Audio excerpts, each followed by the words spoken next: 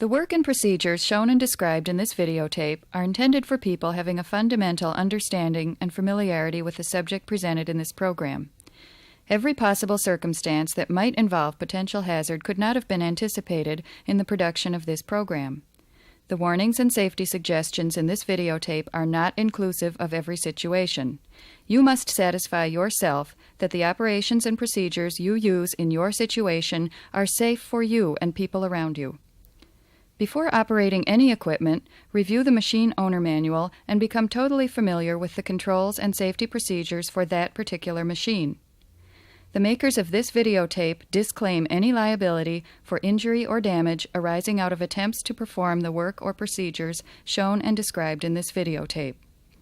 If other materials are used, such as fuels, lubricants, cleaners, or chemicals, precautions for handling should be obtained from container labeling.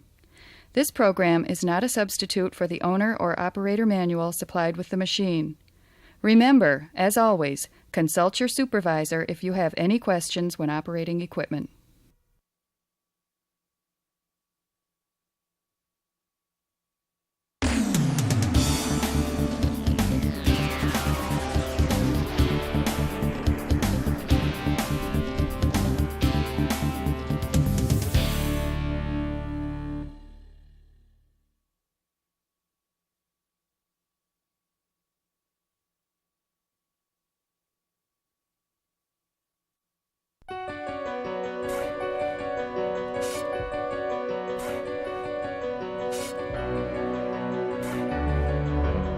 As a golf course worker, you're often working outside, in the sun and heat.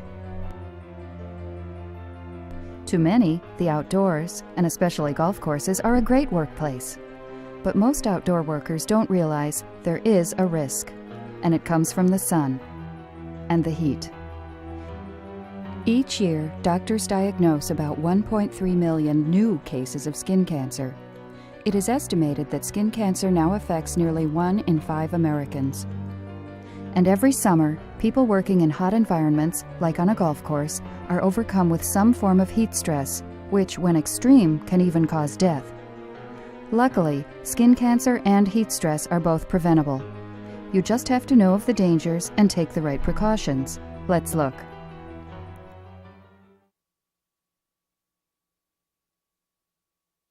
Your skin is actually one large organ that performs several important functions. It protects the inside of the body from heat, light, infection, and injury. It regulates the body temperature. It stores water, fat, and vitamin D. And it rids the body of some waste products through sweat. The skin is made up of 2 layers, an upper layer called the epidermis and a lower layer called the dermis. Skin cancer affects cells found in the epidermis. There are 2 general types of skin cancer. The most common form is non-melanoma, a cancer that affects the basal cells and squamous cells found in the epidermis. Basal cell is the most common form of non-melanoma cancer, striking nearly 800,000 people per year. This cancer occurs on skin areas regularly exposed to the sun. While common, basal cell cancer grows slowly and is rarely fatal. Early treatment results in a cure rate of more than 95%. But, left untreated, it can disfigure you and put you at risk for a second form of cancer. Squamous cell cancer affects around 160,000 people per year. Most cases appear on body areas regularly exposed to the sun, like the forehead, ears, neck, and the back of the hands. Since squamous cell cancer can spread to local lymph nodes, it should be treated right away. While mortality rates are low, this cancer still kills about 1,700 people per year. Any change in the skin can be considered a sign of skin cancer. Common characteristics of non-melanoma skin cancers include a sore or growth that won't heal, a lump that is smooth, shiny, and waxy in appearance or red or reddish-brown, or a flat red spot that is rough or scaly. The most serious form of skin cancer is melanoma. This year, almost 42,000 Americans will be diagnosed with melanoma and 7,000 will die. The letters A, B, C, and D can help you remember what to look for. Melanomas are asymmetrical in shape. The borders are irregular. The color can vary from black to brown to red and even white or blue, and the diameter is usually larger than a pencil eraser. While highly curable, early detection is critical. At first, the cancer may spread horizontally across the epidermis, but soon the cancer will grow vertically into the dermis, which has tiny blood and lymph vessels that carry the cancer to other parts of the body. Therefore, it is critical that a doctor remove the lesion before it penetrates deeper. Ultraviolet radiation from sunlight causes most skin cancers. When sunlight penetrates the skin, two types of ultraviolet rays, UVA and UVB, damage the DNA inside the skin cells. UVB rays mostly affect the outer layers and primarily cause sunburn. UVA rays penetrate the skin deeper. Both contribute to skin cancer. To protect the skin, enzymes cause the cells to produce melanin, a pigment that shields the sun's rays. This is known as a suntan.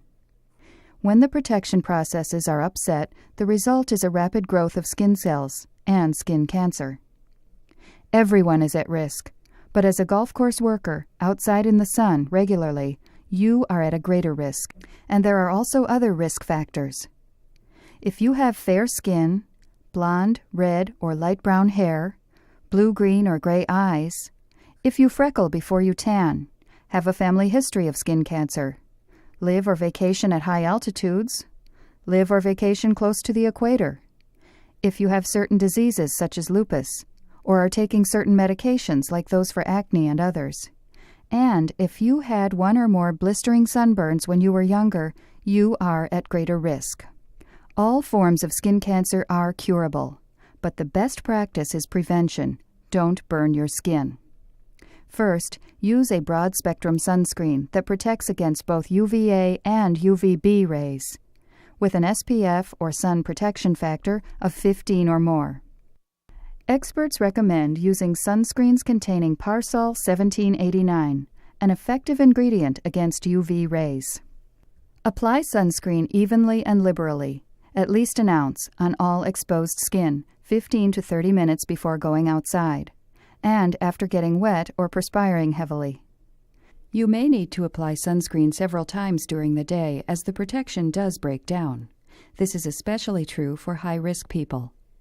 Studies have shown that most people apply too little sunscreen and are getting only about half the power of the SPF they're using, so be sure to apply plenty of sunscreen before going outside. Cover up against the sun. Wear tight-knit, loose-fitting clothes, long-sleeve shirts, long pants, and a broad-brimmed hat that shades your face, neck, and ears. While lighter-skinned people need to be extra careful, African Americans and dark-skinned Latinos should also take precautions. Sunglasses can help protect your eyes from the sun damage. The ideal pair should block 99 to 100% of UVA and UVB rays. Before purchasing, check the label to be sure that they offer this protection. Large frame wraparound sunglasses are best because they protect your eyes from all angles. Since the sun's intensity peaks around the noon hour, take extra precaution between the hours of 10 a.m. and 2 p.m. If any indoor work is required, this is an ideal time to perform that work with your supervisor's approval. Remember that 80% of UV rays will penetrate the clouds, so overcast days can be almost as dangerous as sunny ones. If you are taking a medication, read the label.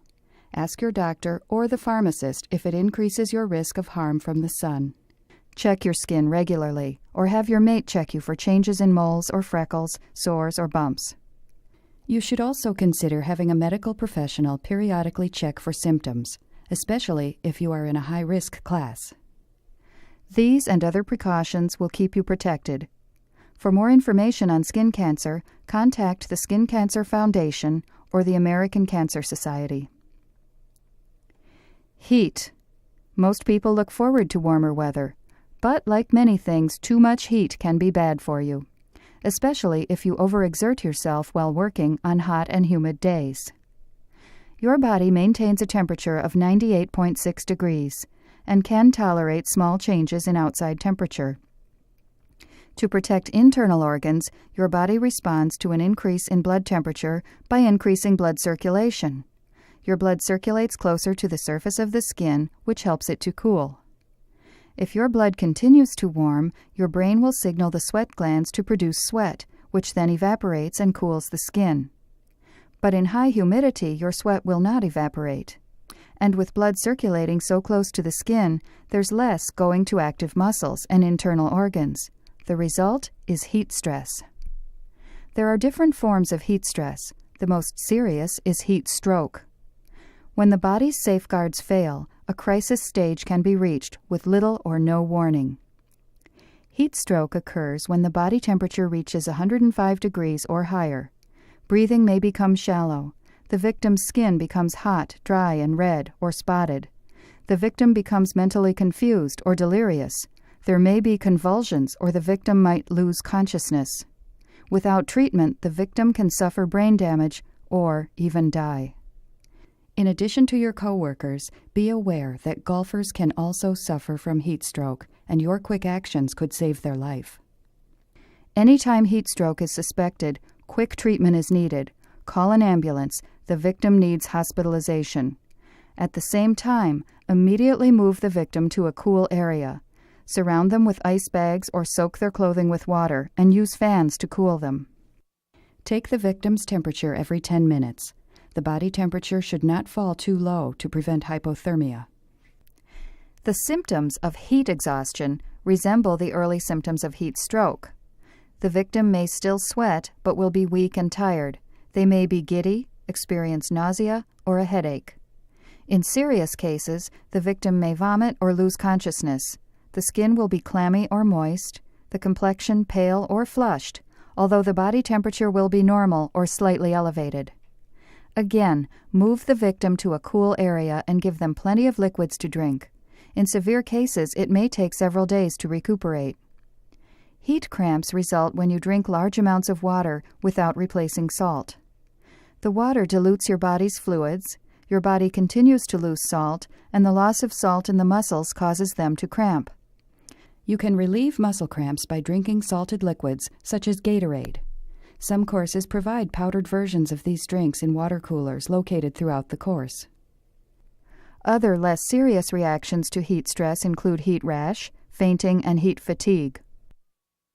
There are some things that can be done to prevent heat stress.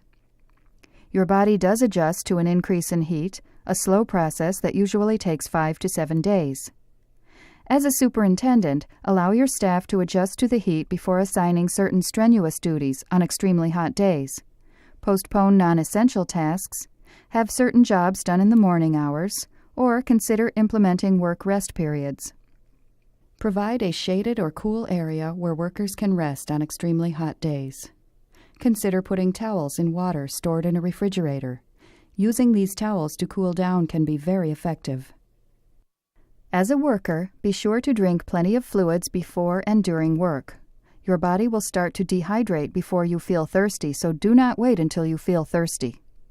Try to drink 5 to 7 ounces of fluid every 15 to 20 minutes. Avoid caffeinated drinks as they only increase your rate of dehydration.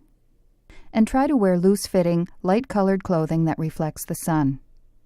The best advice on hot and especially humid days: exercise caution, drink fluids, and learn to recognize the symptoms of heat stress. For more information on heat stress and its prevention, contact the National Institute for Occupational Safety and Health. Both skin cancer and heat stress are dangerous, but working on a golf course in the sun and heat are only risky if you do not take the right precautions and learn to recognize symptoms early.